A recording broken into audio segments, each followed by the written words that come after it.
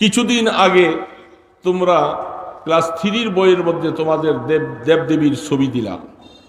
এখন আবার কিশোরগঞ্জে সেখানে 12 পৃষ্ঠার থেকে 27 পৃষ্ঠা পর্যন্ত প্রত্যেকটা পৃষ্ঠার মধ্যে তোমাদের দেবদেবী। তোমাদের কি আর কাগজ নাই তোমাদের কাছে? তোমাদের ধর্মীয় বই নাই? সেইখানে তোমরা যা মনে চায় তাই কিছু সিগাল, কুকুর, বানর, কুত্তা যত আছে সব দিয়ে দাও। আমাদেরকে নিয়ে এত মাথা ঘামানি কেন? কেন আমাদেরকে নিয়ে এত ব্যথা? তোমাদের ধর্মীয় কারুকালাম আছে, তোমরা সেভাবে করো। মুসলমানদেরকে নিয়ে এত হেডেক কেন? তার মানে কিছু বললেই তখন বলে এটা ভুল হয়ে গেছে, ভুল হয়ে গেছে। কতবার ভুল করবা তুমি? কতবার তোমাকে সংশোধন করা হবে? তার মানে তারা ইচ্ছা করে এই দেশের মধ্যে সাম্প্রদায়িকটাকে বিনষ্ট করে অসাম্প্রদায়িক একটা পরিস্থিতি সৃষ্টি করতে চায়। সাম্প্রদায়িকের স্লোগান তোমরা দিতেছ, শান্তি বিনষ্ট করতেছ তোমরা। কি আশ্চর্য ব্যাপার! আর আমাদেরকে মৌলবাদী বলে, অসাম্প্রদায়িক বলে আমাদেরকে বকা দাও, গালি দাও। আমরা তালাশ করে দেখলাম, খবর নিয়ে দেখেছি, এই কারসাজিগুলি যারা করছে এগুলি একদল হিন্দু, তাদের নিয়ন্ত্রণে এই কাজগুলি হচ্ছে। কিরে বাবা, তোমরা আমাদের সাথে এত কেন? তোমরা মনে করছো বইয়ের মধ্যে মূর্তি দিয়া আমাদের কোমলমতি এই শিশুদের ব্রেনটাকে তোমাদের দিকে আকৃষ্ট করবা, তা কোনোদিন সম্ভব হবে না। এ মুসলিম জাতি, তোমার সন্তানকে ইসলামের সাথে বানাবার জন্য, তাদের মগজ দেমাগকে ইসলামের দিকে ফিরে আনার জন্য তোমাকে শ্রম দিতে হবে। তোমাকে এই জন্য উদ্বুদ্ধ হতে হবে, আমার সন্তান যেন তাদের হতে না পারে। এর জন্য যত ব্যবস্থাপনা আমাকে করতে হবে, যেন আমার সন্তান সঠিক মানুষ হিসাবে, মুসলমান হিসাবে পৃথিবীতে বাঁচতে পারে। শিক্ষার নামে অশিক্ষা, সমস্ত কিছু তারা এইভাবে তৈরি করছে।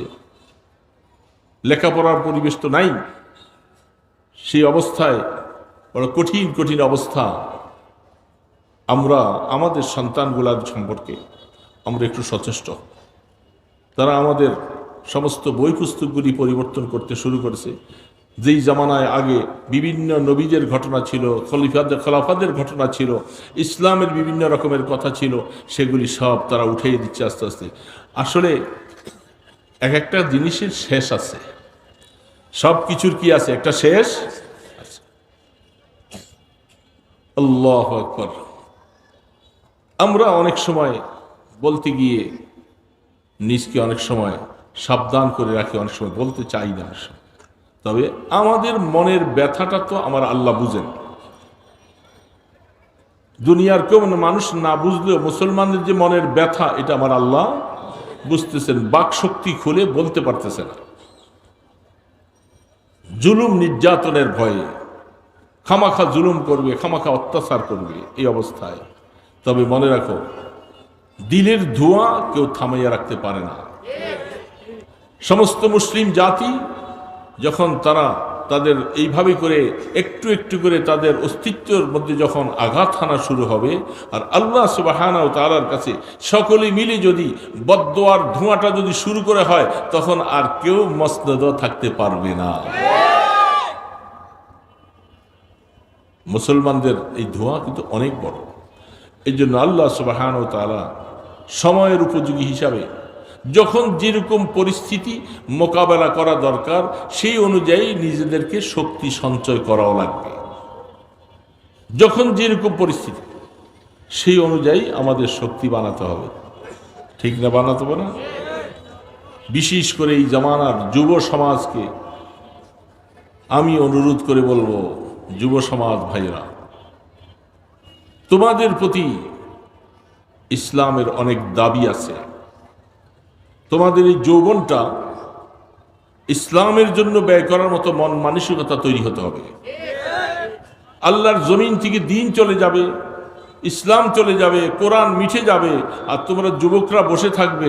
তাহলে তোমাদের যুবকদেরকে এই তোমাদের জুয়ানির কলঙ্ক হবে, কিয়ামতের ময়দানে আল্লাহর কাছে জবাব দিতে হবে।